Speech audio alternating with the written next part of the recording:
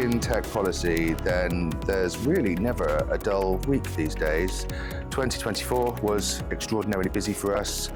I think 2025 is going to be off the chart. I love tech and I get really excited about artificial intelligence, and I love my gadgets, and I just got a new one for Christmas. This tablet, purchased in London in December 2024, comes with Apple's new AI offering available to use. But if you were to buy this same tablet in Brussels at the same time, the AI features are currently not available. That software is not there to be downloaded, at least not for now. And that tells you a story about how tech regulation is diverging and may diverge further in 2025. I would say in the second half of 24, we started to see quite a lot of noise inside the EU from tech firms, large and small, suggesting that recently passed laws around tech regulation from Brussels may be having a chilling effect on innovation and growth. Some companies are now unsure how to proceed, or indeed if they can proceed inside the EU. Laws that were meant to be there to curb big tech potentially have problems for smaller firms and startups as well, and people are really starting to have a conversation about that. Meanwhile, in the UK, even people who vociferously opposed its departure from the European Union are starting to see a potential post-Brexit dividend for tech in the UK, not because of anything that the British government has done, but because of actions that have taken place elsewhere, particularly across the English Channel. At the start of 2025, the British government published its AI Opportunities Plan, which is designed to stimulate the AI sector in the UK through AI scholarships, making it really easy to build data centers and gigafactories, and creating the first AI Opportunity Zone, which is earmarked to be in Oxfordshire.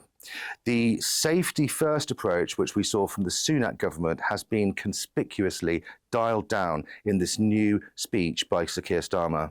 This new Labour government so far has not scheduled any AI legislation per se, but it seems inevitable that at some point in the next year or so, there will be new laws entering into the UK Parliament. The question is, what will be in those laws?